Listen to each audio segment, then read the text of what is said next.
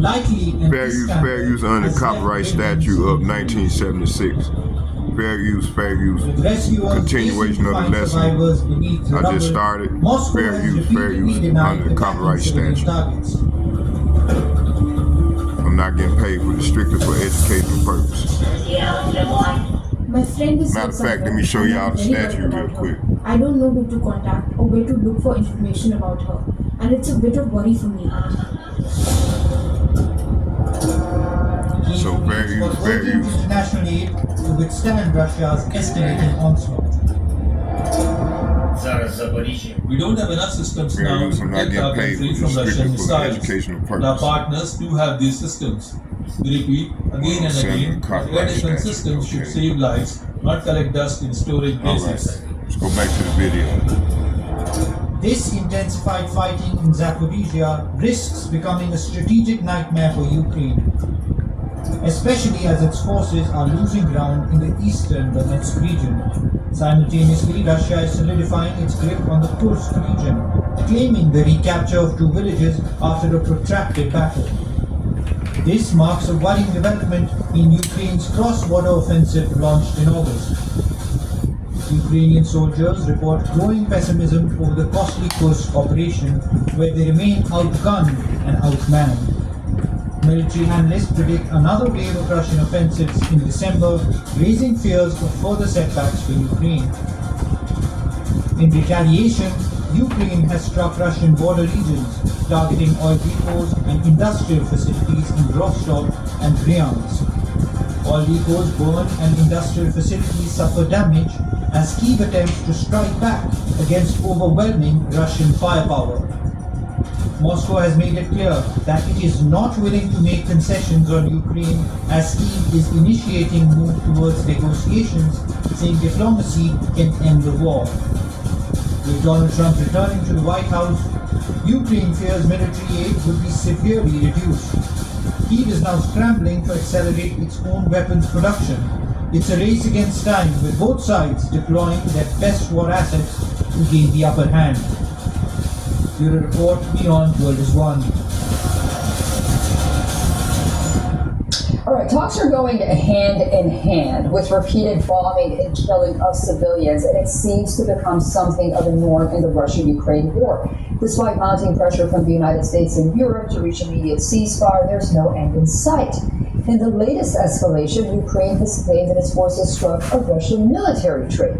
Ukrainian intelligence said the train they struck was carrying fuel in Zaporizhia. This one comes a day after Russia carried out unprecedented bombing of Ukraine.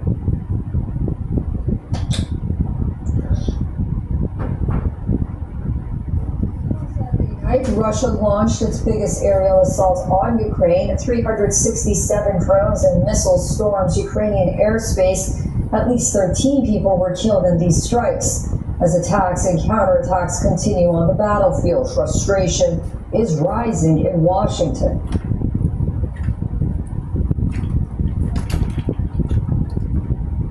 U.S. President Donald Trump said he was furious at his Russian counterpart, Vladimir Putin, threatening tough sanctions and calling the escalation a step towards Russia's downfall. In a post on Truth Social, U.S. President said Vladimir Putin has gone crazy.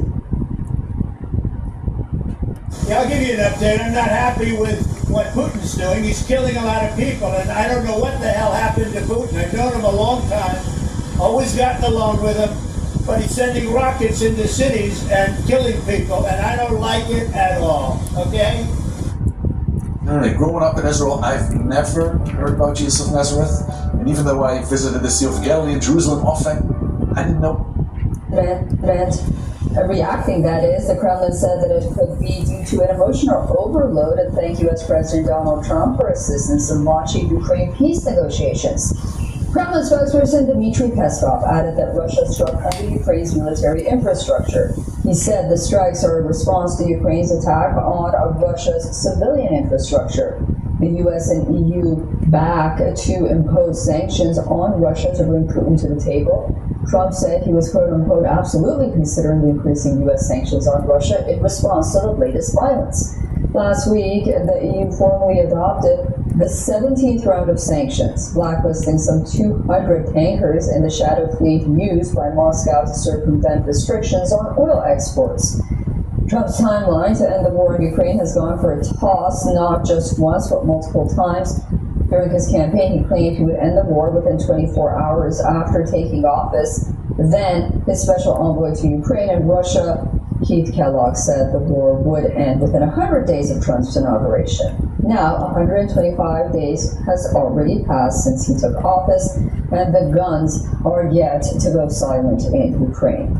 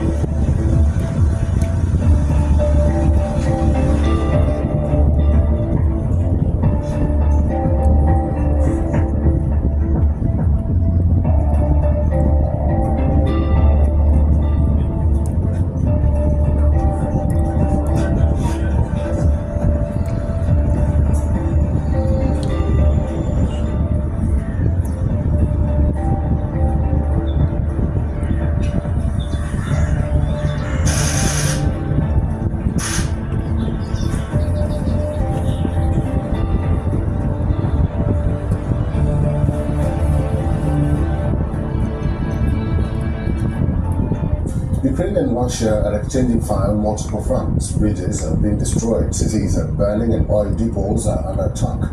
From Kherson to Mykolaiv, the war is spreading, and the strikes are only getting deadlier as the fighting shows no signs of slowing down. A bridge in Kherson, southern Ukraine, now lies in ruins, heavily damaged after a Russian airstrike. The strategic bridge connects the city center to the Korabel district, and according to the head of Kherson's regional state administration, locals are being strongly urged to evacuate.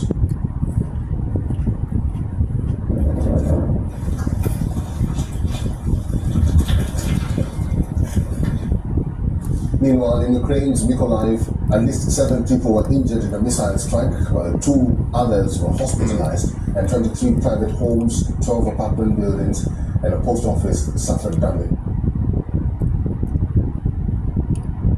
Okay, let's just go watch 2 more minutes, and then we're gonna switch over, and then we're gonna go to the analysis The escalation is not just confined to Ukrainian soil. In a airstrike on Russian territory, a Ukrainian drone attack ignited a fire at an oil depot in Sochi, the Russian resort city that hosted the 2014 Winter Olympics.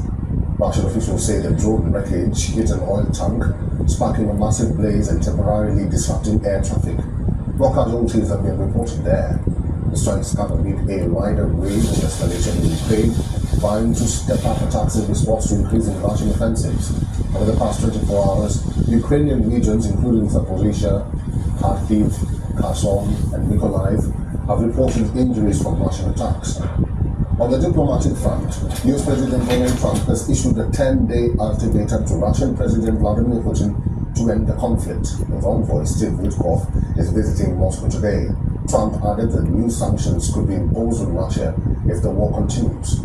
Ukraine and Russia are exchanging fire on multiple fronts. Bridges are being destroyed, cities are burning, and oil depots are under attack. From Kherson to Mykolaiv, the war is spreading, and the strikes are only getting deadlier as the fighting shows no signs of slowing down. A bridge in Kherson, southern Ukraine, now lies in ruins, heavily damaged after a Russian airstrike. The strategic bridge connects the city center to the Korabel district, and according to the head of Kherson's regional state administration, locals are being strongly urged to evacuate.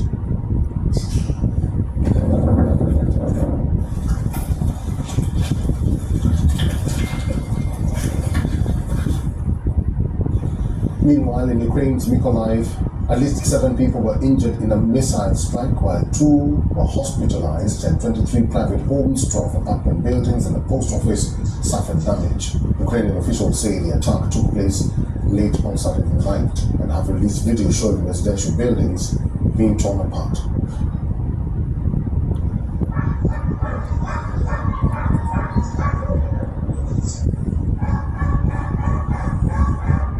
Russia Air Defense claims to have shot down 2 HIMARS projectiles, 274 Ukrainian UAVs in 24 hours. In total, since the beginning of this special military operation, the Russian Armed Forces claims to have destroyed 664 aircraft, 283 helicopters, 74,460 unmanned aerial vehicles, 625 anti-aircraft missile systems. HIMARS is not just as a weapon, but a critical lifeline, the mainstay of a robust deep strike deterrent with a payload of 200 pounds and a range of 400 kilometers capable of hitting enemy forces and infrastructure far beyond their borders. The escalation is not just confined to Ukrainian soil. In a rare strike on Russian territory, a Ukrainian drone attack ignited a fire at an oil depot in Sochi, the Russian resort city that hosted the 2014 Winter Olympics. Russian officials say the drone wreckage hit an oil tank, sparking a massive blaze and temporarily disrupting air traffic. No casualties have been reported. The strikes come amid a wider wave of escalation, with Ukraine vying to step up attacks in response to increasing Russian offensives. Over the past 24 hours, Ukrainian regions, including Zaporizhia, Kharkiv, Kherson, and Mykolaiv, have reported injuries from Russian attacks. On the diplomatic front, US President Donald Trump has issued a 10-day ultimatum to Russian President Vladimir Putin to end the conflict. His envoy, Steve Witkoff, is visiting Moscow today. Trump added that new sanctions could be imposed on Russia if the war continues. It's hard to believe, but we are at the close to 3-year mark of Russia's full-scale invasion of Ukraine. Both sides have ramped up offensive against each other. Our next report will tell you all you need to know about key events on day 1050.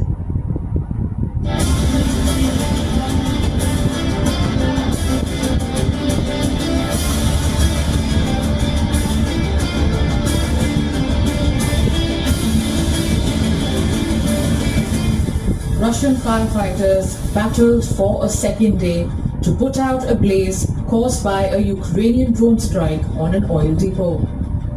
The overnight strike deep inside Russia set fire to an oil depot in the city of Engels that serves as an airbase for Russian nuclear bomber planes.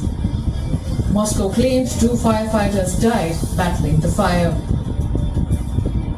Videos on social media on Wednesday showed a fire burning at the oil depot in Engels. The Ukrainian military reported multiple explosions and a big fire at the Kristall oil depot that it said provided fuel to Engels 2 military airfield. In retaliation, hours after the strike, Russia bombed the Ukrainian city of Zaporizhia, killing 13 people and injuring over 100. People were leaving from their ship through the main entrance, and that's when the attack came. There were 2 very loud explosions. The Russian guided bomb attack damaged high-rise apartment blocks, an industrial facility, and other infrastructure. Emergency workers were trying to resuscitate a man while raging flames, smoke, and burned cars could be seen in the backdrop. The situation has changed. There is less shelling. I think it is because of the Kursk operation. The armed forces have launched the offensive, and the enemy's artillery and rocket attacks, assault actions have decreased in comparison with what it was like, say, last month. Ukrainian President Zelensky claimed that Russia had suffered heavy losses in 5 months of fighting Ukrainian forces in Kursk, killing nearly 15,000. Today is exactly 5 months since the start of our actions in the Kursk region, and we are maintaining a buffer zone on Russian territory, actively destroying Russian military potential there. During the Kursk operation, the enemy has already lost 38,000 of their soldiers in this direction alone, with nearly 15,000 of these losses being irreversible. із них близько 15 тисяч. As situation remains tense in Kursk, Russia's defense ministry says its troops continue to defeat Ukrainian army units in the Kursk region and had prevented an attempted breakthrough near the village of Berdyn. All this as Ukraine's Western allies are gathering with President Zelensky at a US base in Germany. UN's Defense Secretary Lloyd Austin announced a new military aid package for Kiev. The 25th such talks at Ramstein Air Base include representatives from over 50 countries. The meeting is the last such gathering before US President-elect Donald Trump assumes office on January 20th. Trump has repeatedly pledged to negotiate a deal of ending the Russia-Ukraine war. The US President-elect has already started doing the groundwork. His special Ukraine peace envoy Keith Kellogg told Fox News that Trump aims to end Russia's war against Ukraine within 100 days of his inauguration. Kellogg, however, did not discuss details of any potential peace agreements being considered by the incoming administration. Bureau Report, WION, World is One. And even amid efforts to secure a ceasefire, Russia and Ukraine have continued to engage in fresh strikes and counter-strikes. On Thursday, Ukraine launched a high-risk drone attack deep inside Russia, striking the Engels Air Base, where the newly released satellite imagery shows craters and damaged bunkers at the strategic bomber base. The attack had triggered a major blast and fire about 700 kilometers from the front lines of the war. The base in Engels, which dates back to early Soviet times, is home to Vladimir Putin's prized fleet of nuclear-capable bombers. The massive blast shook the entire region, forcing Russian authorities to declare a state of emergency. Engels Air Base is one of Russia's most strategically vital military hubs, and the attack marked one of the boldest moves by Ukraine, proving its ability to breach Russia's heavily fortified interior. In the latest, a Ukrainian drone had struck Russia's southern city of Rostov-on-Don, causing a loud explosion. The acting regional governor said air defenses destroyed a number of drones, and footage showed debris falling outside an apartment building.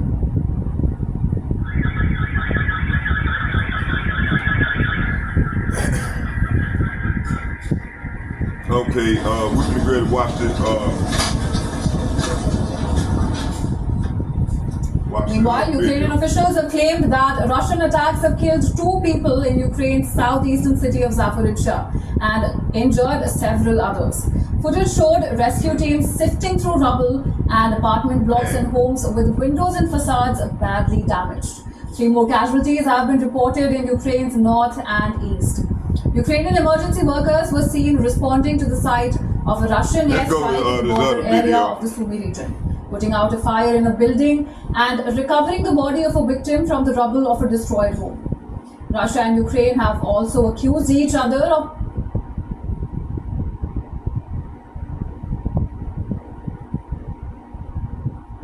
Hold on, y'all, bear with me here. Come on now.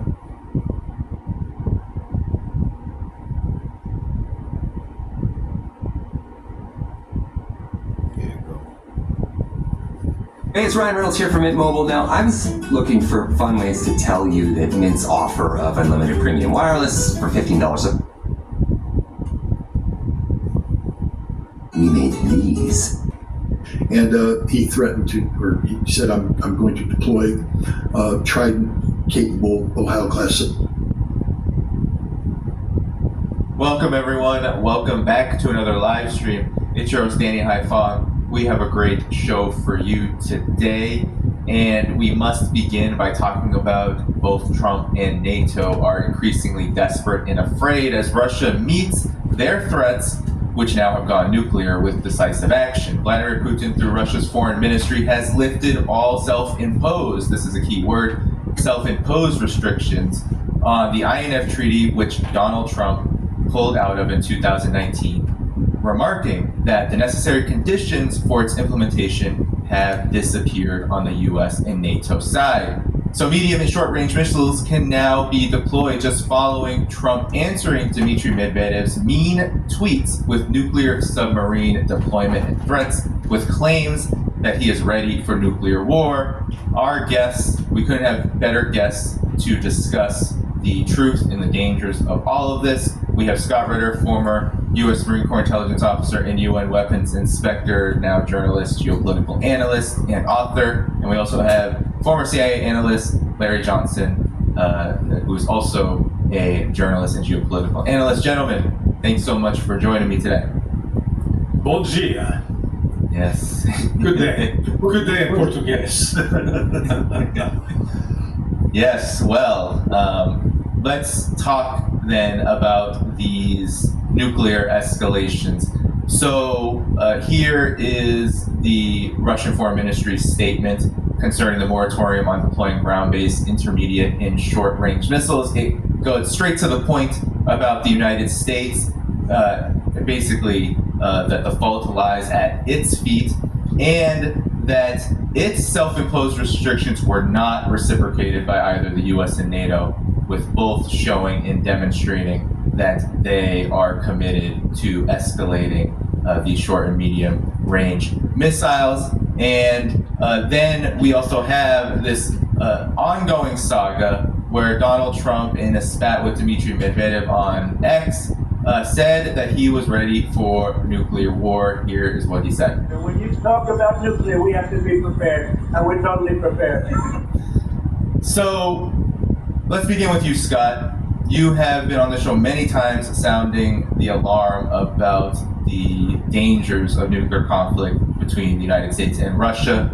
So where are we now, given Russia's latest announcement on the end of its own self-imposed INF treaty? Well, let's first of all keep in mind that it was Donald Trump that pulled out of the Intermediate Nuclear Forces Treaty in 2018. Right? So here we are, we're celebrating the 7th anniversary of that stupidity. The Russians, reciprocated, but what the Russians said is that we will continue to abide by the INF Treaty in terms of the system so long as the United States doesn't deploy INF-capable systems to Europe. The United States did deploy a INF-capable system. It's a containerized system that can shoot both the SM-3, SM-6 missile, the SM-6 variant known as the Typhoon, which would be a short-range missile in the surface-to-surface mode, but also the same containerized system, a derivative of the Mark 41 Aegis Ashore system, can shoot the Tomahawk. And there's no way of knowing what missile is loaded in the container system at the time. So we deployed it to Denmark, I believe, part of a NATO exercise. We claimed that it only had the SM-6 loaded up, but it doesn't matter. The Russians went. We will now begin to actively do the R&D necessary to produce our missiles, and they began the production of something called the Oreshnik missile. And in November of 2024, Russia actually did an operational test of the Oreshnik, striking the Dnipro factory in Dnipropetrovsk, Ukraine.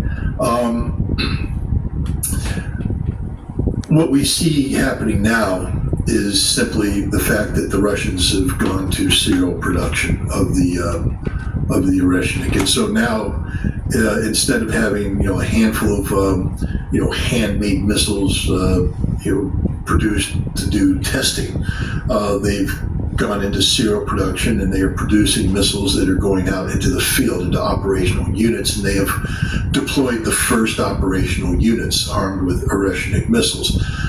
When you deploy a system like the Oreshnik, it's deployed at the regimental level, meaning that you'll put a regiment. That means they have 3 battalions, each battalion has 3 launchers. So we're talking 9 Oreshnik missile launchers minimum, already deployed at an operating base somewhere in Russia. Belarus has announced that it will be receiving the Oreshnik system by year's end, I believe. And so Belarus will also have a regiment of 9 missiles. They're getting 10 launchers because they're going to have their own training facility to train up the Belarusian troops. But the Oreshnik is produced at the Votkins machine building plant. It's an SS-20 analog. The SS-20 is an intermediate range missile that was eliminated during the Intermediate Nuclear Forces Treaty, something I was involved in. At that time, we estimated that the Russians or the Soviets could produce 60 to 80 SS-20 type missiles a year. That was in peacetime Cold War production.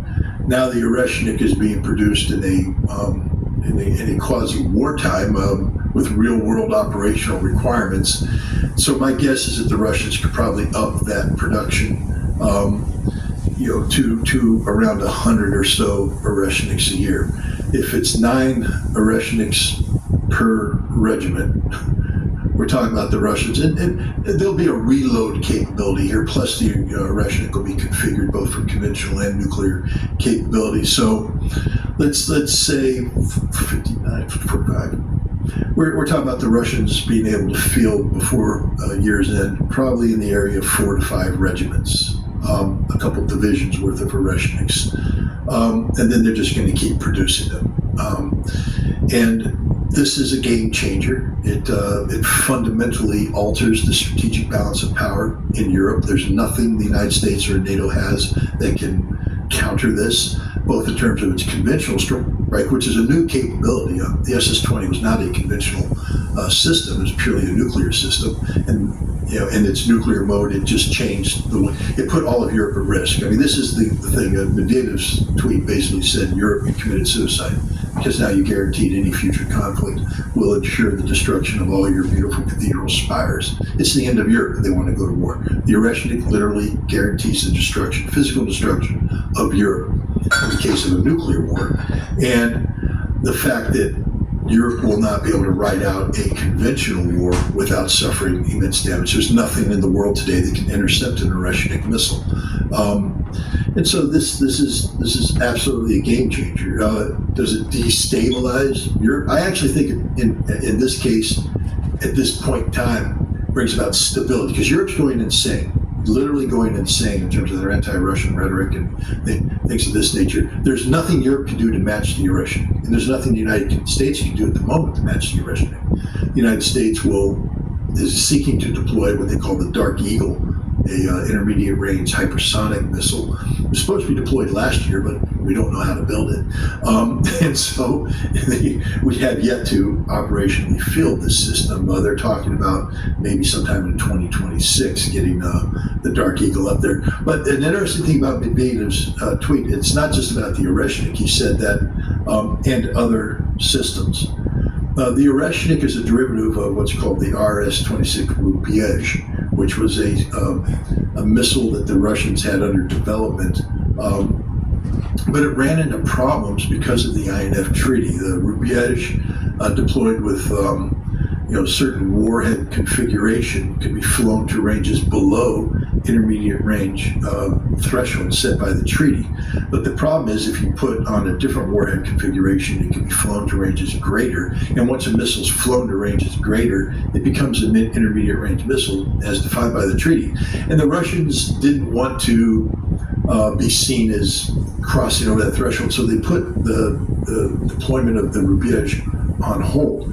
But the Rubyezh is, again, an SS-20 analog. It's a missile that was developed to fill the gap that was created in Russian strategic capabilities when the SS-20 was eliminated. What a lot of people don't realize during that time is that the Russians had built another missile called the Skorost missile. This was another intermediate range missile. It was built specifically for the Pershing II problem set, meaning that now when Pershing IIs, which are an intermediate range missile of the United States deployed to West Germany, if the Pershing II went out of its garrison and went into an operational mode, the Russians didn't have anything that could immediately strike. The Skorost means quick. And so the Skuros system was a system that was built to quickly respond to operational deployments of the Pershing II, so that if Russian intelligence, Soviet intelligence detected the Pershing II leaving its place, Skuros could be fired and terminate the Pershing II's existence before it could fire.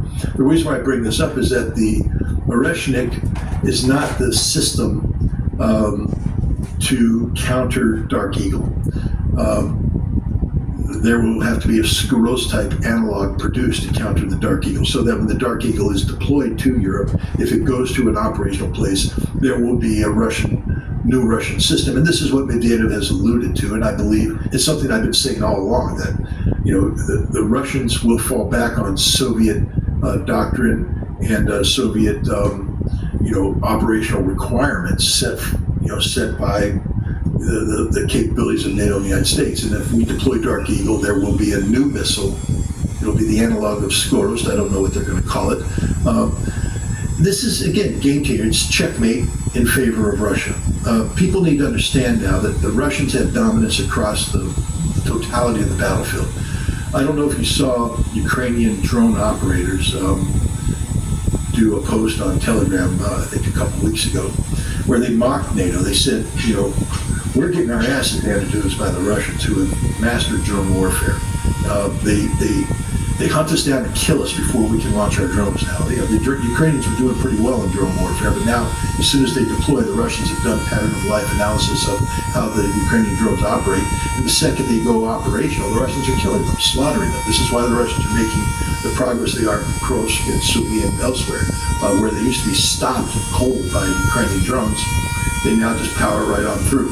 And the Ukrainian drone operators got up and said, NATO needs to understand that a NATO-style army going up against the Russians will be dead in a matter of days, destroyed, totally destroyed. And that's just using drones. Now we throw in the Russian supremacy in the missile field. They already had it with the Iskander, the Iskander-M, the Iskander-K, the Kalibr, the Kinzhal. But now we throw in the Oreshnik, which will destroy every command and control center, every major logistical center throughout Europe. None will exist when the war starts. There will be no railheads. There will be nothing. It's all gone. Conventional Oreshniks will take it out. And then you throw in the Skuros, will take out the Dark Eagle and the other analog out there, including air bases. The Russians now are, in the ability to totally mobilize their defense industry. They will produce missiles in the hundreds. They were producing 70 Iskanders a year. They're now producing 700. This is a game, set, match, Russia. How's the United States respond? Well, we sent nuclear weapons to England, B-61, 12 bombs. Understand that the Oreshnik will take them out too, along with all the other nuclear storage facilities. And then there's, Medvedev's famous or infamous, mean tweet.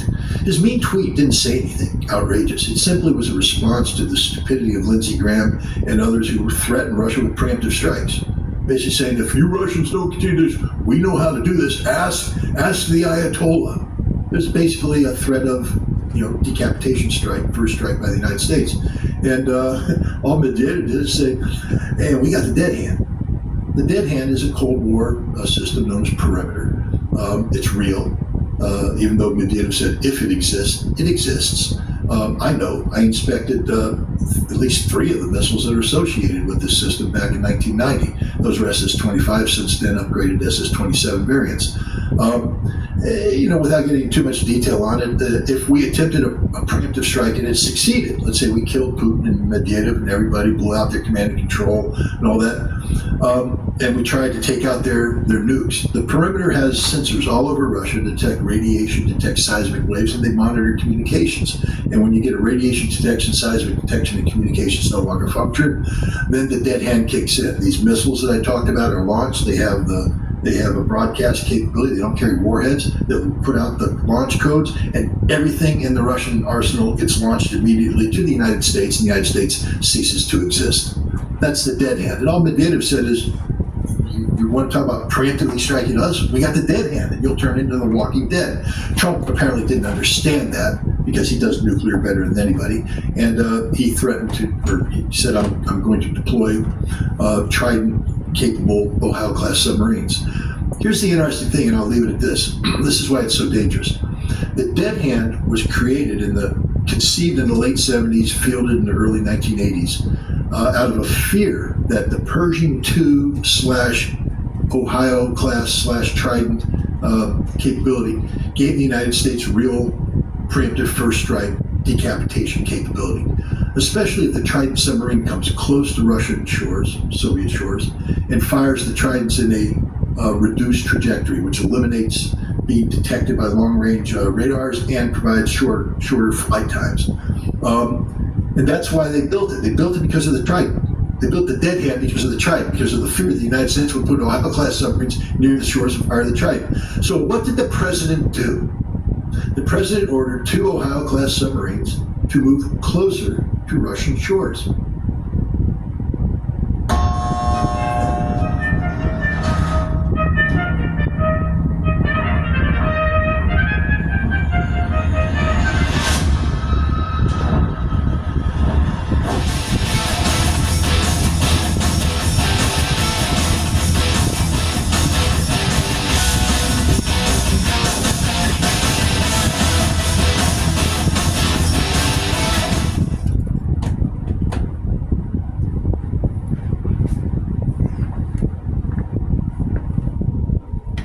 Closer to Russian shores. Now the Russian radars are going off all over the place. You know, Russia isn't looking for a nuclear war, but Russia's not going to sit back and let the United States, carry out a preemptive strike. Now the Russian alert levels have gone up. Last fall the CIA assessment was that there was a greater than 50% chance of having a nuclear war before year's end. And back then I said there's a greater than 50%. The CIA happened to agree with me. And we were very close to a nuclear war last fall. We avoided it, thankfully. It's even worse today. And it's going to get worse. We have the New START treaty that expires in February. When that's gone, there is no limitation. We will see the nuclear arsenals of both countries skyrocket as they pull out nuclear warheads in reserve. Right now, the treaty allows 1,550 operational systems, but there are thousands of warheads in reserve. And some of the ways that we've dropped our operational system is that, for instance, we take the Minuteman III missile and we make it a single warhead. But we've already exercised putting multiple warheads. We've already done it. The United States military has gone in and put multiple warheads on Minuteman III as a test of capability. We can do the same thing with the Trident. We lowered the warheads. We can increase the warheads. Overnight, if this treaty goes away, we will go from 1,550 to over 4,000 deployed nuclear warheads overnight, and the Russians can do the same thing. And this thing will then escalate out of control till we're talking about 20 to 30 nuclear warheads per side at a time when we have an idiot president moving to. This is a recipe for disaster. I mean, can it be avoided? I don't know. I hope.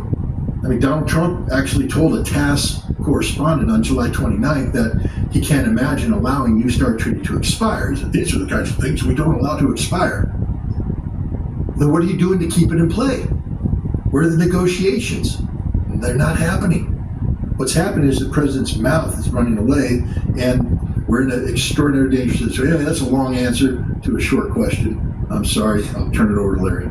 No. It's all right. And Larry, your assessment, Scott brought up Dmitry Medvedev, and he had this to say about the Russian Foreign Ministry's statement on the withdrawal of the moratorium on the deployment of medium and short-range missiles as a result of NATO countries' anti-Russia policy. This is a new reality. All our opponents will have to reckon with. Expect further steps. So Larry, to you. When I entered on duty with the CIA in 1985, September of 85, the preoccupation at that time was the issue of the deployment of the Pershing II intermediate-range ballistic missile to Europe. There were mass protests in a variety of countries in Europe against that deployment. But it was out of the fear that the Europeans had that they were now vulnerable to strikes from Russia with intermediate-range ballistic missiles.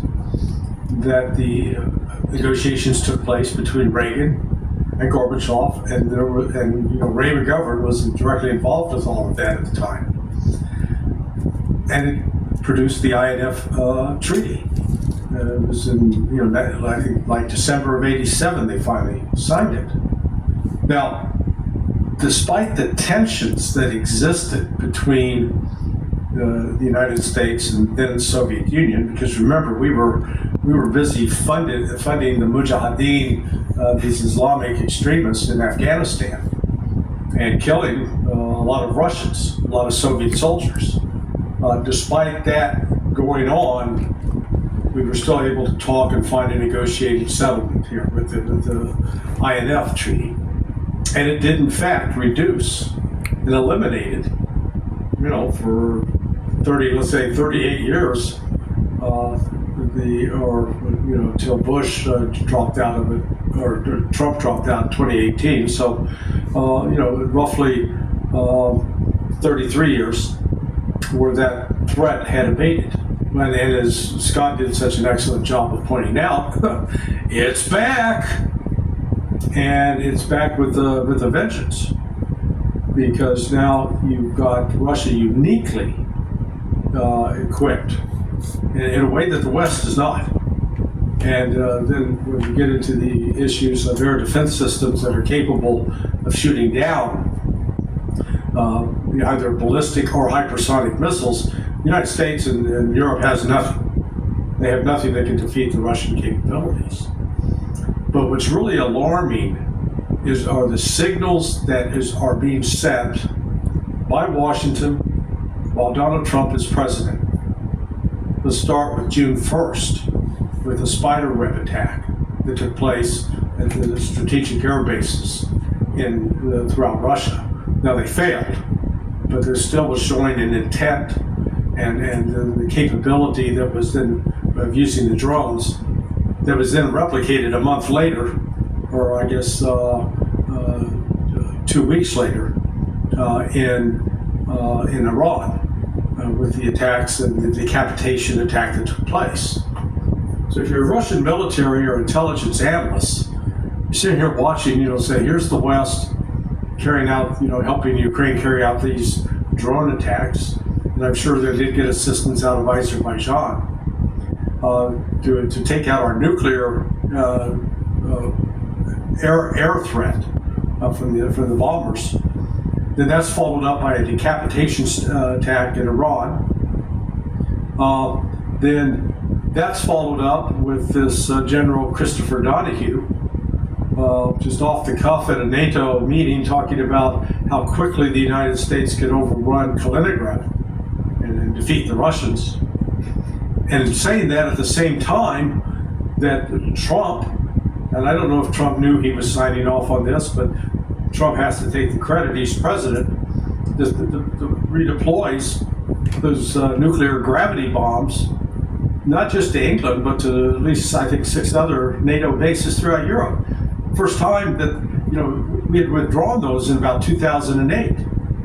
And I don't know if the withdrawal back in 2008 was part of some treaty process or whatever, but the point was we were seeking to de-escalate the nuclear tension. Now we're doing this. And then on top of it, with Trump shooting his mouth off the way it was. I know that Judge Napolitano was interviewed by Dimitri Simes on the program that Dimitri hosts in Russia. And there were some Russian generals on there, and they were genuinely wanting to know what the hell is the United States. Are you guys serious about this? So, in the world of intelligence, the thing you want to do is remove uncertainty. You don't want to increase uncertainty and increase doubts. And everything that Trump is doing is leading to increasing doubts, increasing misunderstanding. And by that, you end up making the world more dangerous. And so I agree with Scott that I think we're in a far worse position than what the CIA projected last December.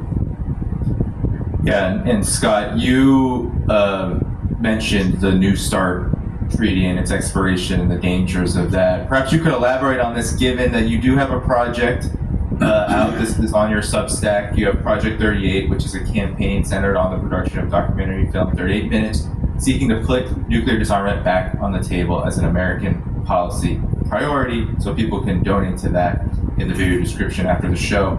But talk about the dangers of this, given these latest moves, and how you put it all together into this project? We give up so many freedoms as a service member when we deploy that 99% of the country just doesn't know. Every time I choose to help a military person, I get the opportunity to stand for something greater than myself. The military lifestyle is... And how you put it all together into this project? I mean, when the project was conceived, we weren't living in total insanity. I mean, it's become even more important now than ever before, but also more difficult to implement. The only good news is that the president appears to be at least cognizant of the fact that there's a treaty and it expires, and its expiration would be a bad thing. So that's a step in the right direction, because one of the goals and objectives of Project 38 was to make sure the president was aware of the expiration and to try and convince the president of the absolute importance to extend this treaty, until which time a new arms control vehicle could be negotiated between Russia and the United States, probably even including China. Project 38, the name 38 comes from the 38 minutes of terror felt by the citizens of Hawaii on January 13th, 2018. When at 8 in the morning, the emergency broadcast system of Hawaii sent out a warning that there was a missile inbound to Hawaii. They were to seek shelter immediately. This is not a drill. And this was at a time when the Trump administration and North Korea were, flexing their respective nuclear muscles. And the feeling was that the North Koreans had launched a nuclear weapon against Hawaii and that they were all going to die. And for 38 minutes, people actually thought they were going to die. There's a lot of very emotional testimony from people about what was going through their head. Jim Carrey, the famous comedian actor, talks about being in Maui, and he got a phone call from his producer who said, missiles inbound, we're going to die. She said, you want to meet? He said, I'm not going to spend the last minutes of my life driving to you in a panic. He said, I'm on the beach. I'm just going to sit out and look out the water and think peaceful thoughts and wait for it to happen. But people were convinced they were going to die. And so then it turned out it was an absolute mistake on the part of the emergency broadcast system. It was a drill that went live, and it was just a disaster. But the point is, the terror was real, and the fear of a missile inbound was real. And so Project 38 is, the heart of it is a documentary film, 38 minutes, that I'm making, that seeks to capture those 38 minutes of terror. And the purpose to capture it is so that an audience is struck by the fact that when the missile's inbound, there's nothing you can do to make it go back. You're dead. You're literally going to die. And I want people to be put into that situation so I can ask them the question, now that you know you're going to die, if you could go back in time 6 months, what would you be willing to do to stop that missile from flying? You're dead. You're going to die. What would you do to stay alive? And then the question is, why aren't you doing that now? And what Project 38 is the now. What are we supposed to do now? And the idea is to create a documentary film and then assemble what I call a Team B of people who have served in the government in a variety of roles, to include advising the president on nuclear threats, disarmament, policymakers, etc.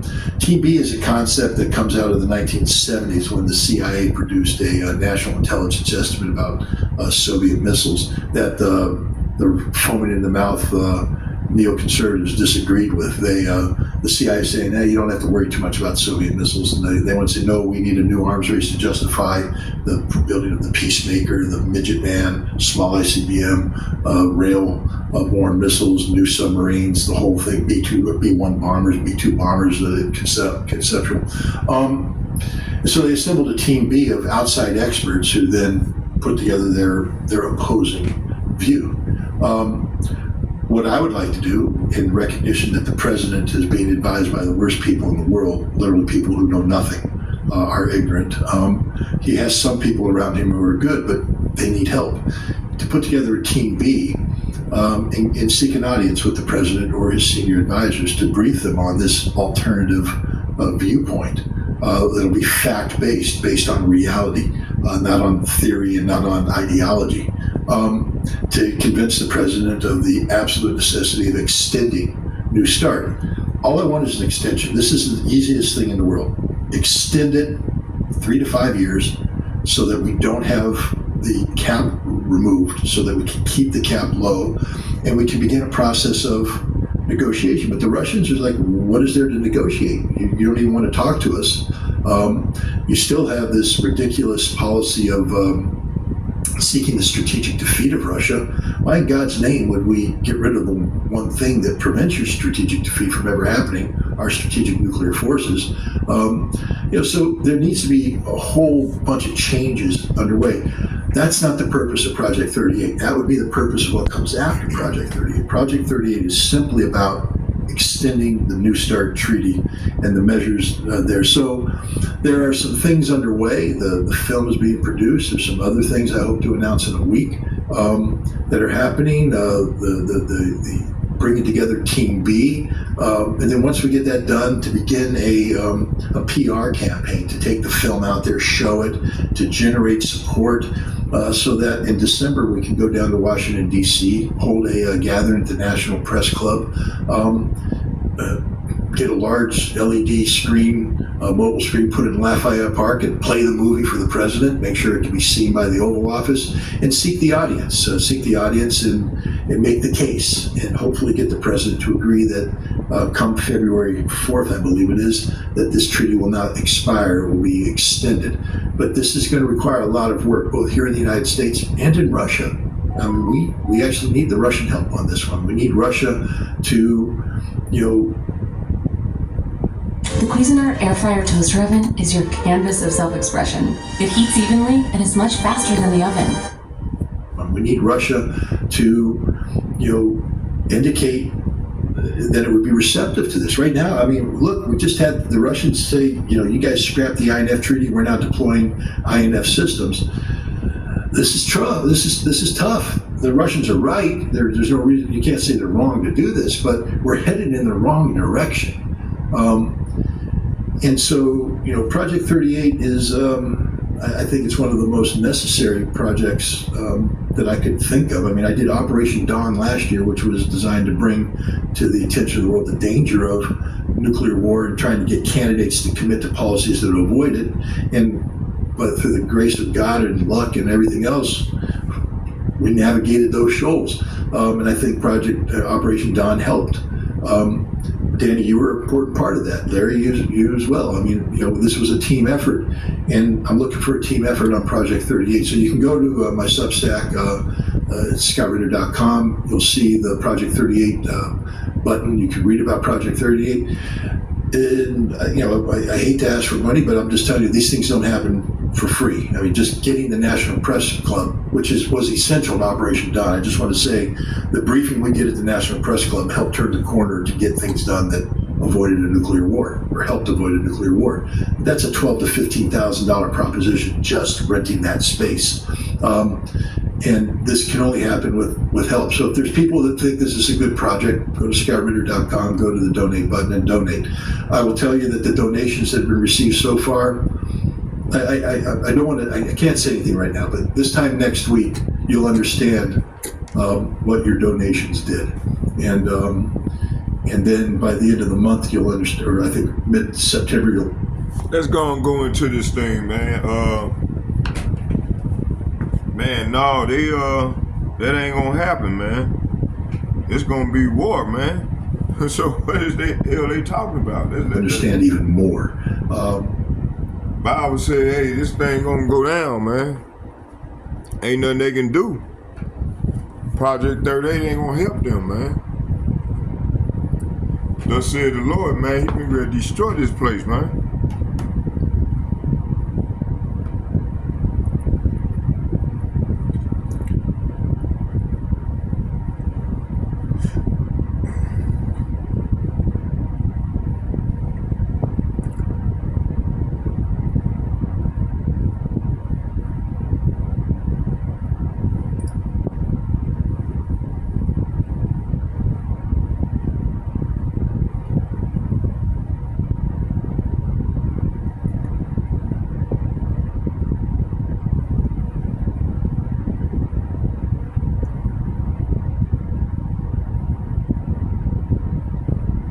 So the Lord said we would have healed Babylon, but she's, it was a word he used.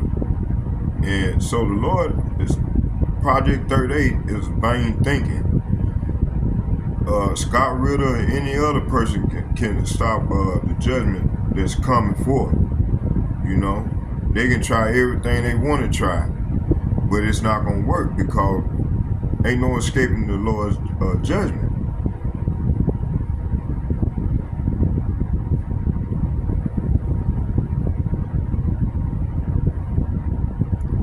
Let's start in Ezekiel chapter 51 verse 9. Let's get that.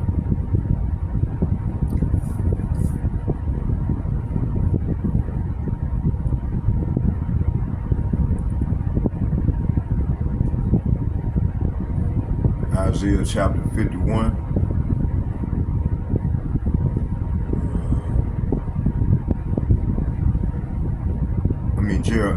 Jeremiah chapter 51.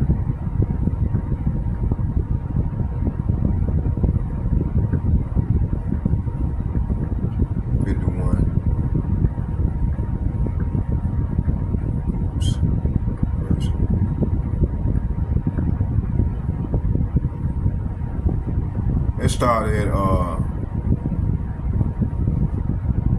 6 and read to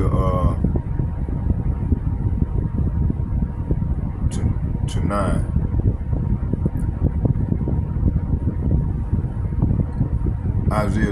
Jeremiah chapter 51 verse 6. It said, "Flee out of the midst of Babylon and deliver every man his soul.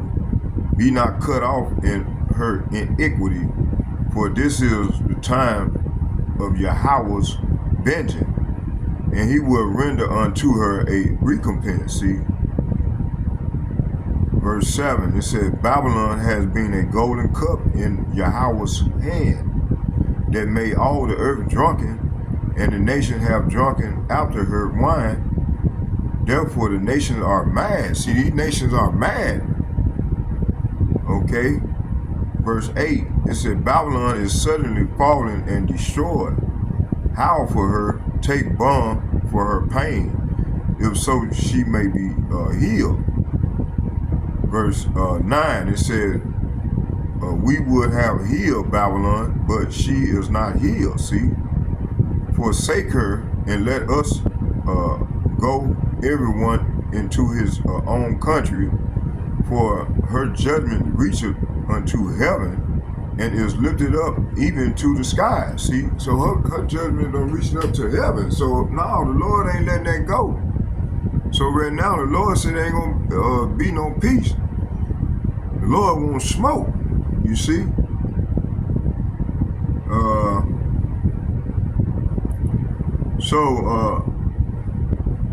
Jeremiah 51 is referencing, it speaks directly to the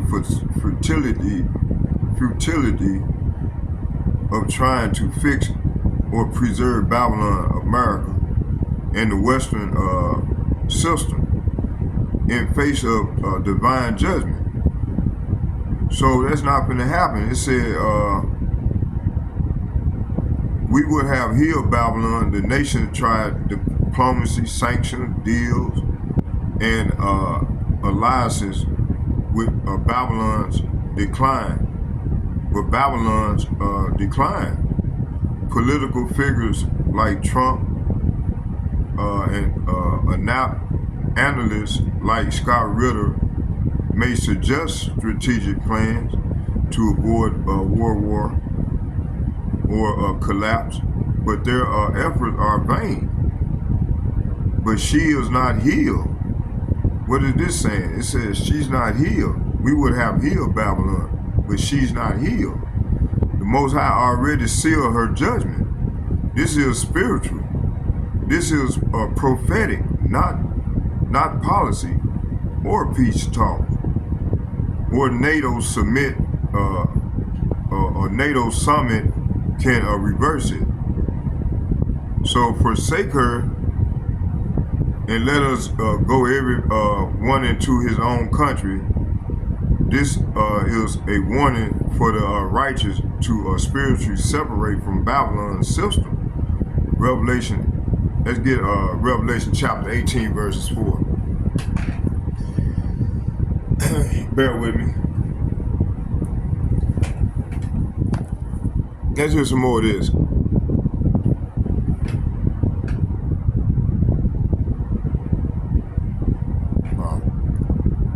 This posture right now from the U.S. NATO side vis-a-vis Russia, just go off. Well, delusional, like the evil queen of Snow White. They keep looking in the mirror. You go, mirror, mirror on the wall. Who's the biggest, baddest of them all? And because the mirror is programmed to say, oh, you're the best, you're the biggest, you're the baddest, they start believing. Well, it's time for that mirror to speak up and talk back some truth. Now, let's start with Christopher Donahue, that general. This knucklehead, I think, has spent too much time at altitude with no oxygen. I think it's been fried some brain cells. This is not a Ranger push-up contest, okay? He was an Army Ranger. This wasn't seeing how many push-ups you could do. Why don't you tell us how quick we can take Kaliningrad? Okay, then what? Okay, how are you going to resupply it? You're going to concentrate any forces there? Because Russia's certainly going to be using nuclear weapons on you. Or now they don't have to worry about nukes. They can just use the Russians. That way they don't have to worry about any decontamination. I mean, just the thought that here's something that we can do tactically. Yeah, maybe you can do it tactically, but where does it put you strategically? And that's what these people are thinking. And again, Whitaker, he's just, all I say to him is, how'd that Afghanistan thing work out? The most mighty army in the world. So don't tell me about how big and bad you are, because again, we've seen you, the United States, in the Red Sea. You can't beat the Houthis. You're running up quite a string there, Whitaker. So it's best to just shut your mouth, be quiet, stop talking tough, figure out how can we get along with Russia, because Vladimir Putin may be many things, but sick, twisted, and illogical. Sorry, he is he's probably the most rational, logical leader in the world today. Okay, let's go here. Revelation chapter 18 verses 4. I'm going to start at the top. It said, and these things I saw another angel come down from heaven, having great power, and the earth was lightened with his glory. And he cried mightily with a strong voice, saying, Babylon the great is falling, and is become the habitation of devils, and the hole of every foul spirit, and the cage of every unclean and hateful bird. Talking that all this describe people, man. It said, verse 3, it said, for all have drunk the wine of the wrath of her fornication. See, all the nation have drunk the wrath, drunk the wine of her wrath, of her fornication, and the kings of the earth have committed fornication with her, with this whore. And and the merchants of the earth are waxed rich through the abundance of her delicacies. Verse 4, here go the point right here. And I heard another voice from heaven saying, come out of her, my people, that ye be not partakers of her sins, and ye receive not of her plagues. See, hey, the Lord command us to come up out of her, man, spiritually, and physically. Not actually move, but make efforts to come up out of her spiritually. Not just thinking, sitting back, not moving on it. With your action. But see, a lot of our people are addicted to these people philosophy, and their ways. So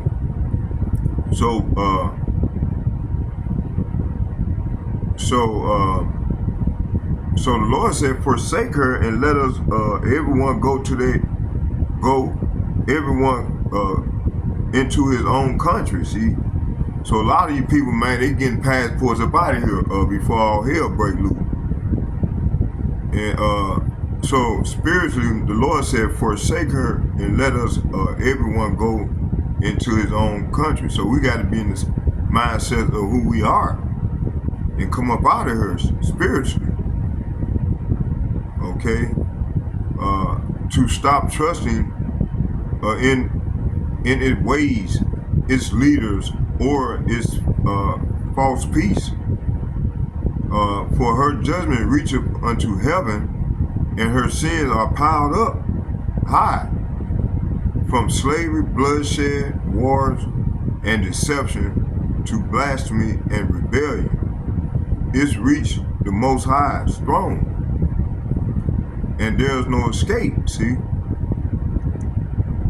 So thinking of Project 38, Scott Ritter and others, analysts like Scott Ritter or politicians who talk about rebuilding America are speaking vain words. If they think they can stop what Yahweh Ba'Shem Yahushua has already ordained, they got another thing coming, man.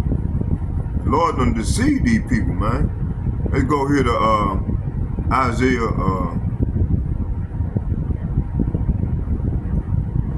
47,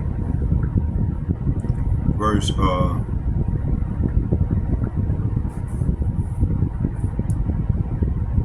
it started at 10. It said, for thou hast trusted in thy wickedness, thou hast said, none seeth me.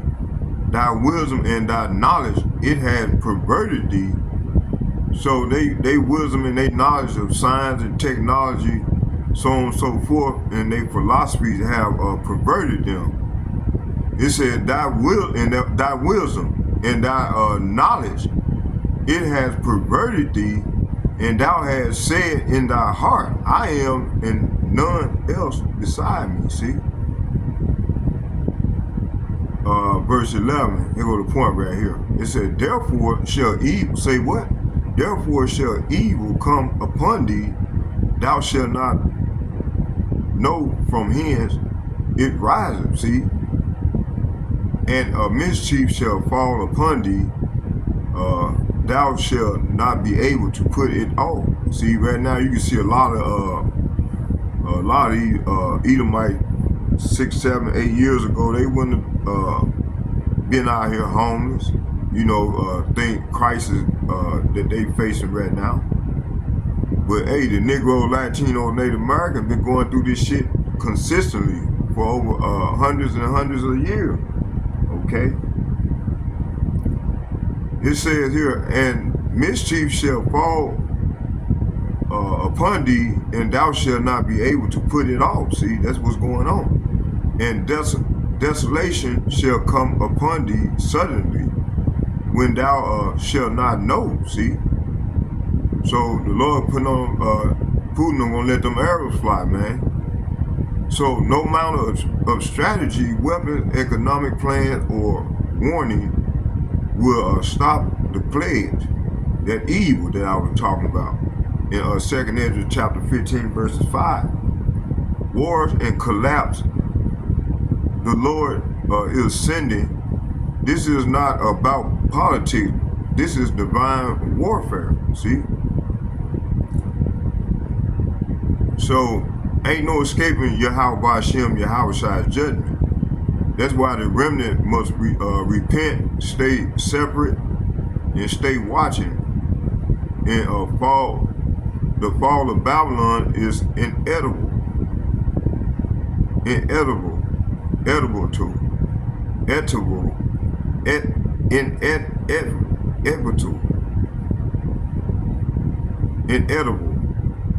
and all the kings of the earth will soon see her smoke. Let's get Revelation chapter 18.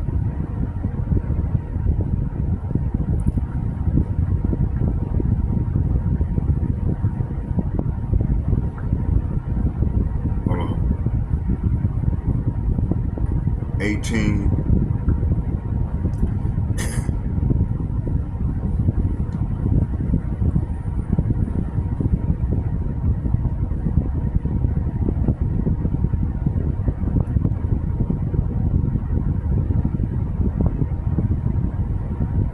I'm gonna start at 7. Revelation chapter 18, verse 7. It said, "How much she have glorified herself and lived deliciously, so much torment and sorrow give her.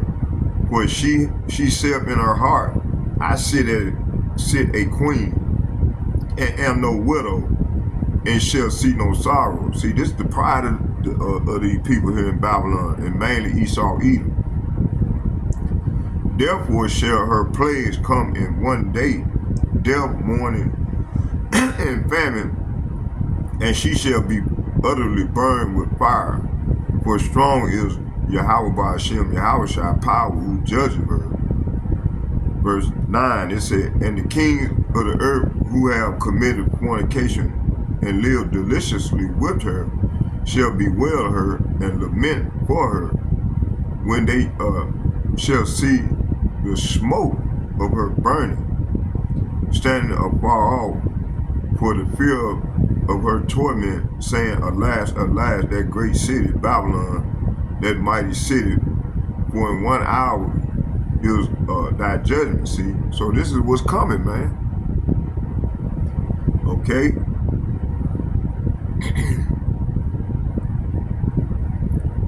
Let's get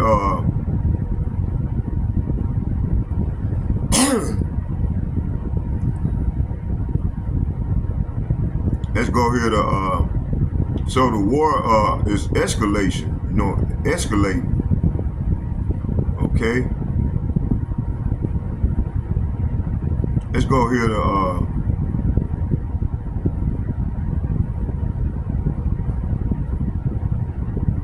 so you got missile strike in Nikolov, Ukraine. Casualties, 7 injured, 2 hospitalized. Damage to 23 private homes, 12 apartment buildings, and a post office. Timing late Saturday night, Ukrainian response footage release of a widespread destruction in residential area. Russian military claimed defense operations shut down 2 Chinese projectile, possibly drone or missiles. Claimed destruction total since start of war: 684 aircraft, 283 helicopters, oddly 7 listed, again possibly a reporting error. 450 UAVs, drone, 625 anti-aircraft helicopters, possibly a mistranslation of misstatement. That number seems inflated or redundant. So drone attacks on Sochi, Russia, target oil depot in Sochi, symbolic and strategic. Weapon details: 200-ton payload, 300 kilogram range, framed as both weapon and lifeline in deterrence, nuclear implications, impact, massive fire, no reported casualties. Air traffic temporarily disrupted. Wilderness escalation. Ukraine vowed to step up retaliatory strikes. Russian attacks reported across Zaporizhzhia, Kharkiv, Kherson, and Nikolai. Civilian injury rising on both sides. Diplomatic development. Donald Trump now president again. Per your script, issues a 10-day ultimatum to Putin. His envoy, Steve Ryskov, is in Moscow, warns a new sanction if war persists. Context, day 1060 of the war, nearly 3 years into Russia's full-scale invasion, which began in February 2022. Both sides appear locked into an increasingly escalatory tit-for-tat warfare, despite mounting civilian tolls. Key takeaways for prophetic and end-time watchers: escalating drone warfare and missile strikes indicate technology warfare reaching deeper into civilian and economic infrastructure. Point 2, it said the mention of nuke strikes, deterrent, and payload hints at more dangerous escalation, potentially nuclear posturing. Trump re-entry into diplomacy and his hardline tone could tie into prophetic tension in Ezekiel 38 and 39, where nations gather in confrontation. Okay, we in Ezekiel 38 and 39. It said, but we in the early phases of it. It said, escalation near Sachi, a symbolic city, might be seen as the peace being taken from the earth. Let's get Revelation chapter 6, verses 4.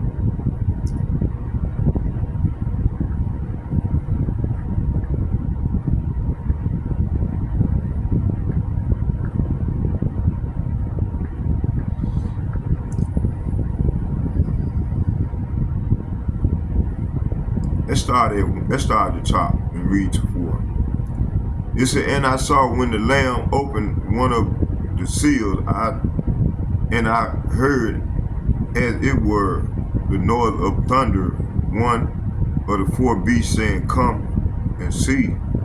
Verse 2, and I saw, and behold, a white horse, and he that sat on him had a bow, and a crown was given unto him, and he went forth conquering and to conquer.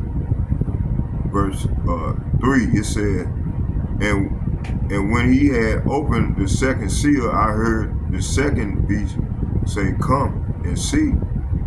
They go to the point right here. And there went out another horse that was red, and power was given. Say what? And power was given to him that sat thereon to take peace from the earth, and that they should kill one another, and there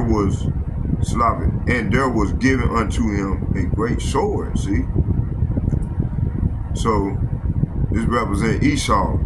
Esau was red, right?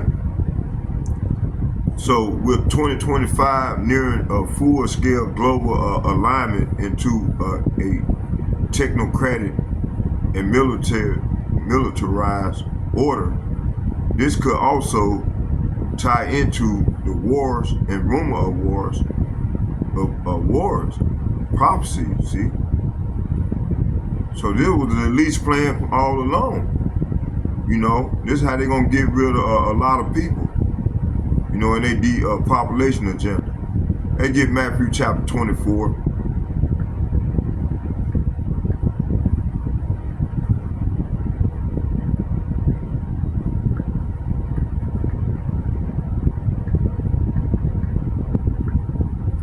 Verses 6.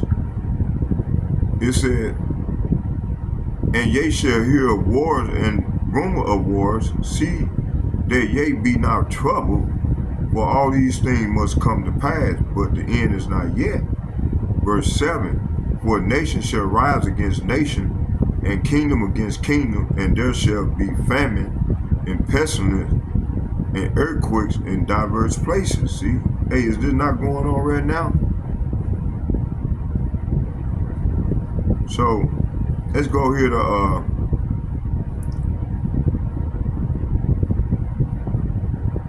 so Sochi Oil drone strike. So this video is vividly captures debris from a downed Ukrainian drone hitting a fuel tank in Sochi, Russia, igniting a large fire. Over 120 firefighters responded, extinguishing a blaze caused by drone fragments, impacting a 2,000-mile storage tank, a 2,000-meter, I don't know, that's an M3 storage tank. Sochi mayor confirmed no casualties, and flights at Sochi airports were temporarily suspended. This incident illustrates the increasing reach and impact of Ukraine's long-range drone operation, targeting refined energy and infrastructure deep inside Russian territory, include Rosneft facilities. Russia strikes and Ukrainian retaliations simultaneously. Russia missile strike across southern Ukraine included Mykolaiv, Kherson, Kharkiv, and Zaporizhzhia, injured civilians and damaged infrastructure.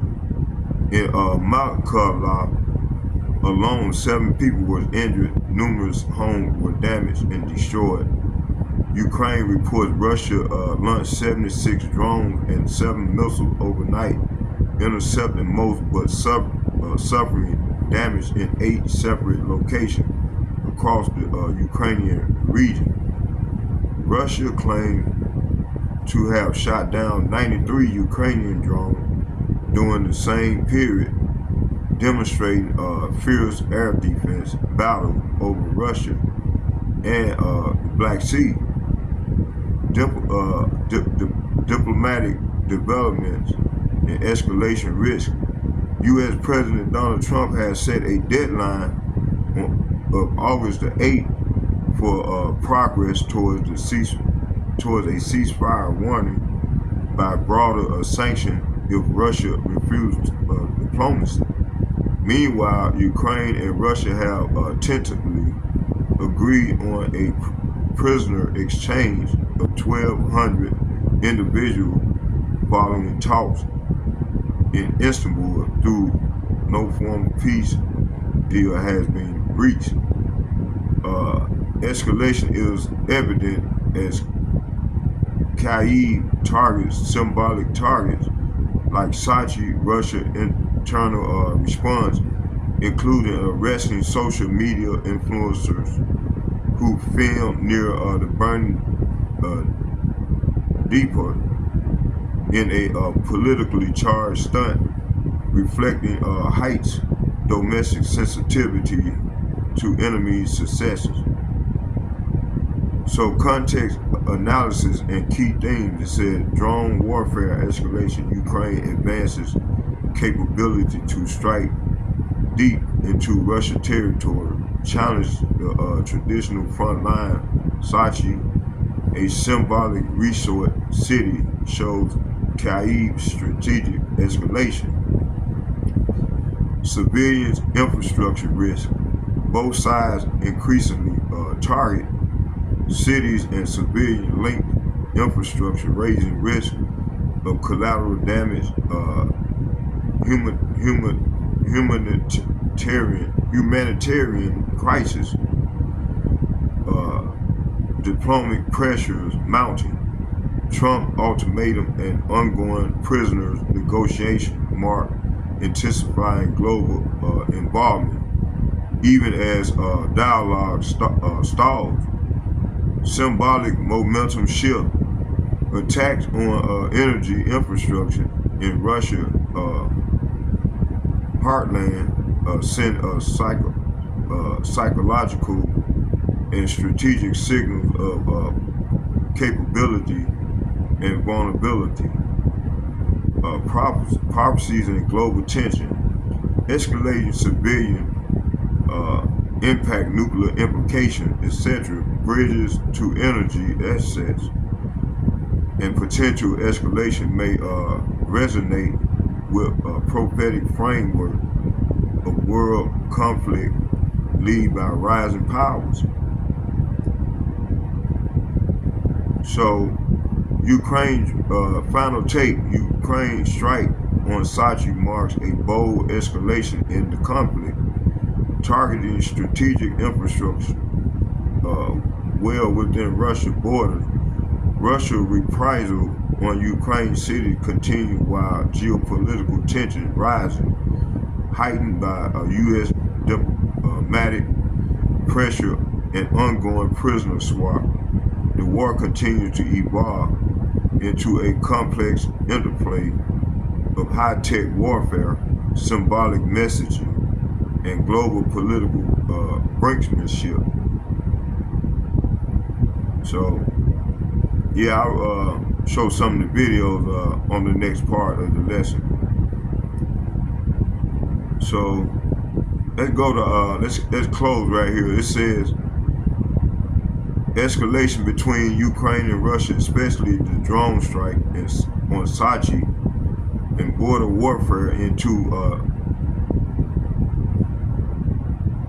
so the drone fire ultimatum prophecy unfolding in war between nations, pursuing Matthew chapter 24 verses 6 and 7. So the drone strike ignite oil depots,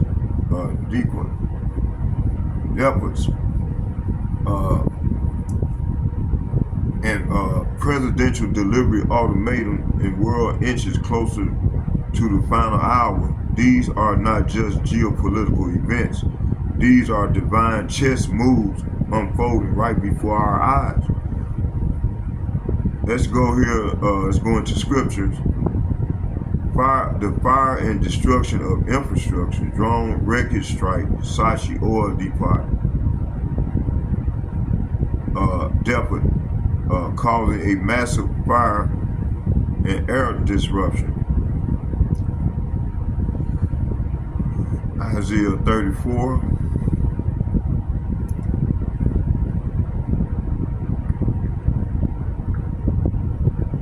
Verses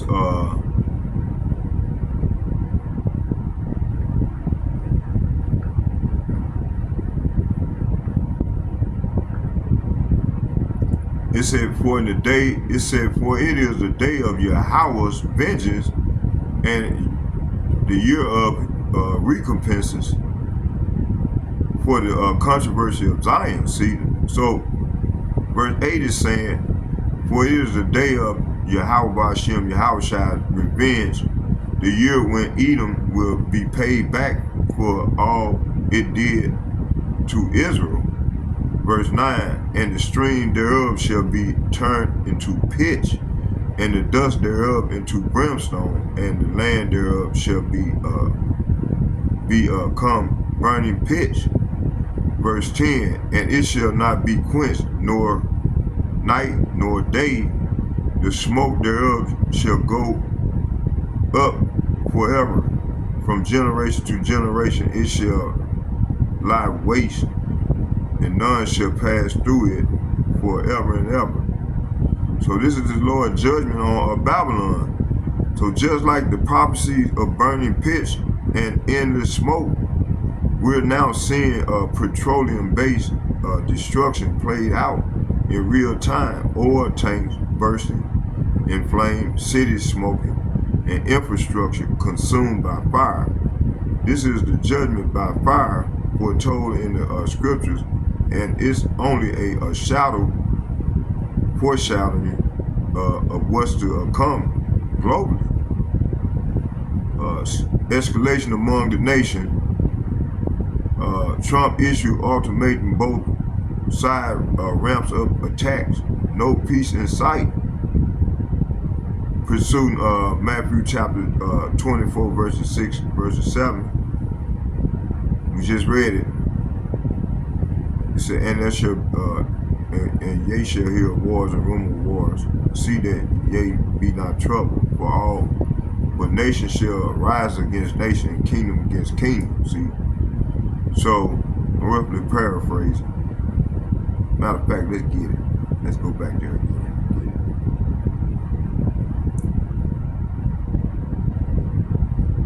It says, and ye shall hear of wars and rumor of wars. See that ye be not troubled, for all these things must come to pass, but the end is not yet. So, verse 6 is saying, and you will hear of wars and threats of wars, but don't panic. Yes, these things must take place, but the end won't follow immediately. Verse 7, it said, for nation shall rise against nation, and kingdom against kingdom, and there shall be famines and pestilence and earthquakes in diverse places. We just had an earthquake in Russia about a couple weeks ago. And something just happened a few days ago, I think, in Russia. So nation will go to war against nation and kingdom against kingdom. There will be famines and earthquakes in many parts of the world. Okay? Verse 8, it said, all these are the beginning of sorrow, see? So the Lord said, but all this is only the first of the birth pains, with more to come, see? So we still got more evil coming, Joe.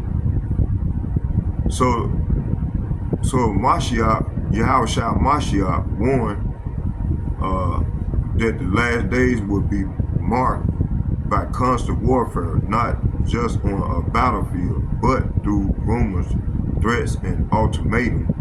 Exactly what we're seeing as Trump steps in with deadlines and drones fly over enemy's borders. This is not peace. It's the prelude to the great shaking. 3, strategic target in high places. Sochi, a resort city, and Michael, a civilian area, are being targeted. Let's get Obadiah.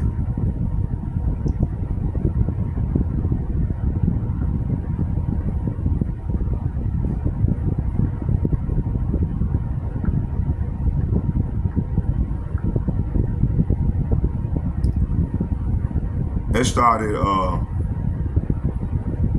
3. It said, let's start at the top. Obadiah chapter 1 verses 1. It said, the vision of Obadiah thus saith Yahweh by Hashem Yahushua concerning Edom. We have heard a rumor from Yahweh, and an ambassador is sent among the heathen. Arise, yea, and let us rise up against her in battle. So the vision came to Obadiah from the sovereign Yahweh concerning the land of Edom. The Lord said, we have heard heard a message from the Lord that an ambassador was sent to the nations to say, get ready, everyone, and let's assemble our armies and attack Edom. Verse 2, behold, I have made thee small among the heathen, and thou art greatly despised. So the Lord said he have made Esau, Edom, small among the heathen, and they are greatly despised. Yahweh Hashem Yahushua says to Edom, I will cut you down to size among the nations, and you will be greatly despised. See? Verse 3, the pride of thy heart hath deceived thee, thou that dwelleth in the clefts of the rocks, whose habitation is high, that saith in his heart, who shall bring me down to the ground? So, right here in Obadiah chapter 1 verses 3, you have been deceived by your own pride. See? So Esau, Edom has been deceived by their own pride. These devils trying to think of ways to to try to preserve their kingdom, and that's not shaking. I don't care how much they go to the table and negotiate. Thus said the Lord. The Lord won't smoke. So the Lord says here in Obadiah chapter 1 verses 3, you have been deceived by your own pride, because you live in a rock fortress and make your home high in the mountains. Why? I mean, who can ever reach us up? Who can ever reach us way up here? This is what they said. You ask both of them. Verse 4, they go to the point right here. Thou shalt exalt thyself as the eagle. Say what? Thou shalt exalt thyself as the eagle. And and though thou set thy nest among the stars, thence will I bring thee down, saith Yahweh. So verse 4, the Lord said, but even if you soar as high as eagles and build your nest among the stars, I will bring you crashing down, says the Lord. So is it not they stock market crashing right now? It's only gonna get worse. So Sochi, once elevated before the world during 2014 Winter Olympics, represent the pride of the modern Russia, and now it's burning. Yahweh is targeting symbolic stronghold, bringing down places where Edom exalt himself, showing no tower or high place is above judgment.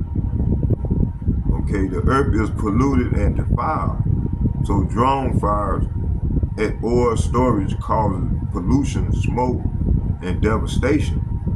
They get Isaiah chapter 24.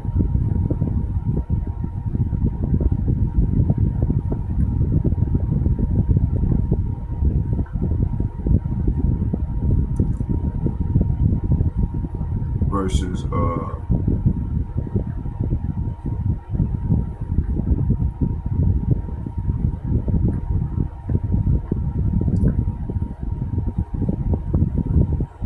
I'm gonna start at 2. I start at the top and read to 4. Isaiah chapter 24 verses 1, it reads, behold, Yahweh maketh the earth empty, and maketh it waste, and turneth it upside down, and scatter abroad the inhabitants thereof. So the Lord said, look, Yahweh Ba'ashem Yahushua is about to destroy the earth and make it a vast wasteland. He devastated, this was coming, the surface of the earth, and scattered the people. Okay, verse 2, and it shall be as with the people, so with the priest, as with the servant, so with his master, as with the maid, so with her mistress, as with the buyer, so with the seller, as with the lender, so with the borrower, as with the taker of usury, so with the giver of usury to him. So verse 2 is saying the priests and the lay people, servants and masters, maids and mistresses, buyers and sellers, lenders and borrowers, bankers and debtors, none will be spared. See, verse 3, it said, the land shall be utterly empty and utterly spoiled, for Yahweh has spoken this word. So verse 3 is saying the earth will be completely empty and looted. Yahweh Hashem Yahushua has spoken. Verse 4, here go the point. It said the earth mourned and faded away, in the world language and faded away. Haughty people say what? Haughty people of the earth do language. So verse 4 is saying the earth mourns and dries up, and the crop wastes away and wither. Even the greatest people on the earth waste away. Talking about the Negro, Latinos, and Native Americans. Okay? Along these speckled it said, so the earth that, it said, and they that dwell on the earth, dwell therein, are desolate. So this is what's coming. So what we see with burning oil tanks, drone strikes, and collapsing infrastructure is a physical manifestation of spiritual defilement. Man has broken Yahweh's Ba'ashem Yahushai's laws. Now the curse devoured the earth through war, smoke, and judgment. The wicked are being punished with their own weapons. Russia boasts of anti-aircraft, helicopters, drone kills, yet get hit by drones. They get Psalm chapter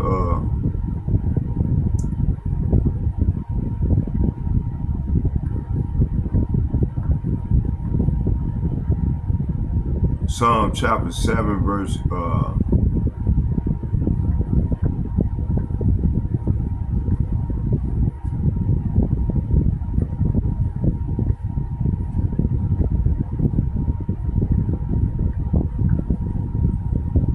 14, and I'm going to read to 16. It said, behold, that he travaileth with iniquity, and have conceived mischief, and brought forth falsehood. So the wicked, say what? The wicked, talking about Esau, Edom, conceive evil. They are pregnant with trouble, and give birth to lies. Verse 15, he made a pit, and digged it, and is falling into the ditch which he made. See, so this devil gonna fall in the ditch, in the pit in which he made. So the Lord is saying right here in Psalm chapter 7 verse 15, they dig a deep pit to trap others, then fall into it themselves. See, so this is what they're gonna happen to these devils. Verse 16, it said, and this is the point right here. It said, his mischief shall return upon his own head, and his violent dealings shall come down upon his own pate. So the trouble they make for others backfires on them. The violence they plan falls on their own head. See, so this is what's coming. So Russia built a massive defense system, yet can't stop all drone strikes. Why? Because judgment is spiritually first. The Most High allowed Esau and the nations to fall in their own traps. The technology they boast in will be used against them, just as in the final judgment.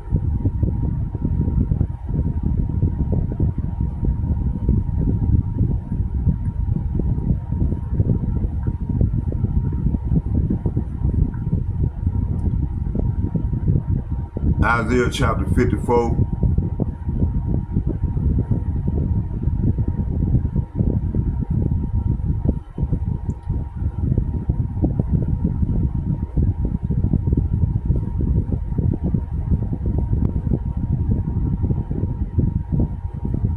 It started at 14. It said, in righteous shalt thou be established, thou shalt be far from oppression.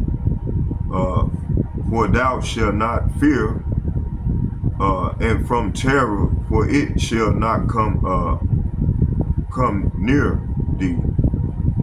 So you will be secure under a government that is just and fair. Your enemies will stay far away, and you will live in peace, and terror will not come near. Verse 15, behold, they shall surely gather together, but not by me. Whosoever shall gather together against thee shall fall for thy sake. If any nation comes to fight you, it is not because I sent them. Whosoever attack you will go down in defeat. See, so addressing the hopefully elect men, women, and children of Israel. Here go the point right here. It said, behold, I have created a smith that bloweth the coal in the fire, and that bringeth forth the instrument of his work. And I have created the waster to destroy. See, the Lord got them ICBM missiles made and ready to be used when given, when need be given. That's what this is talking about. I have created the blacksmith, so the Lord have created the blacksmith who fans the coal beneath the forge and makes the weapon of destruction. And I have created the armies that destroy. See, that's the missiles, the ICBM missiles. Okay? That give Jeremiah chapter 50.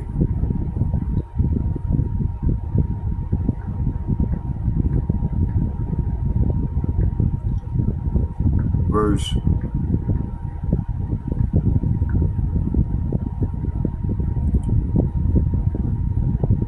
I'm gonna start at 22. It says, Jeremiah chapter 50, verse 22, it says, it reads, a sound of battle is in the land and a great destruction.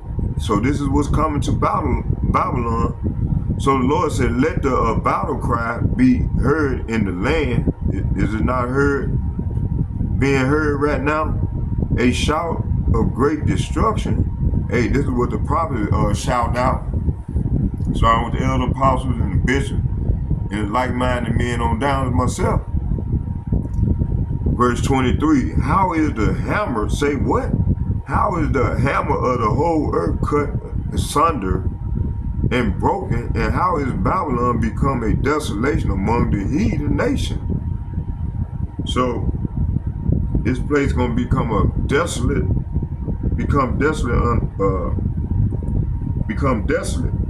Excuse me, burping. So verse 23, Lord said, verse 22 and verse 23 is saying, let the battle cry be heard in the land and a shout of great destruction. Verse 23 is saying, Babylon, the mightiest hammer in all the earth, lies broken and shattered. Babylon is desolate among the nations. See, this is what's finna get ready to go down. And Scott Ritter broke it down about Putin gonna hit that strongman level, and all them missiles gonna shoot over this way, all 4,000, and then along with them these other brick nations, they gonna be shooting their arrows as well. Gonna make this place a lake of fire. Okay, but you know Esau is deemed as the hammer of the earth. The hammer of the earth begins to fracture. So Trump threatened Russia with sanctions and ultimatums, and the nations are divided. Pursuing, I just read, let's read it again. So how is the hammer of the whole earth cut asunder and broken? How has Babylon become a desolation among the nations? So the U.S. once the hammer of the earth, of the whole world global enforcer, now issues ultimatum while its own economy teeters and its influence ones. The internal fracturing of Babylon is evident as it tries to control other nations while its house is divided. Let's get Mark chapter 3.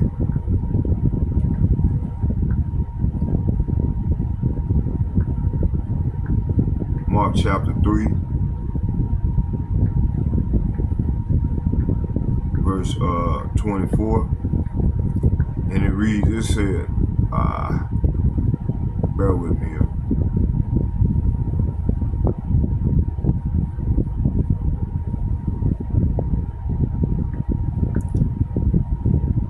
I'm gonna start at 23. It said, and he called them unto him and said unto them in parable, how can Satan cast out Satan?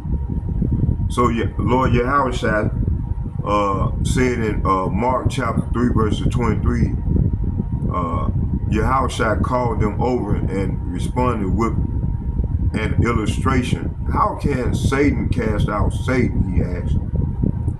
Verse 24, it said, and if a kingdom be divided against itself, that kingdom cannot stand. So verse 24 said, a kingdom divided by civil war will collapse. So this is what we had here in Babylon. They very divided. So here go the closing commentary to this lesson here. It said, we are witnessing a pre-judgment before the great judgment. The Most High, Yahweh Ba'ashem, Yahushua, is moving chess pieces through these war strike and provocations. These aren't just political or strategic events. They are warnings from Yahweh Ba'ashem, Yahushua, to repent Israel, which consists of you Negroes, Latinos, and Native Americans, and return and prepare. The war between Ukraine and Russia is not just about land or oil. It's about prophecy, judgment, and the fall of kingdoms. So I hope you all was edified with the lesson. Let's get a prayer in. Barakatah Yahweh, Barakatah Yahushua, Barakatah Yahweh, Barakatah Yahushua, call Lord, Yahweh, Bahashem, Yahushua, Bahashem, Kadash, Shalom. In second, I'd like to give double shouts and double honors to all the elder apostles and bishops from GMS who ruled well, and men of valor as well. And third, I would like to say Shalom, Shalom, Shalom to all the like-minded men on down as myself that's pushing for this truth and sincerity. And may Yahweh Ba'ashem, Yahushua be with us all as we go further off into the great tribulation. Shalom, Shalom, Shalom. I'm out.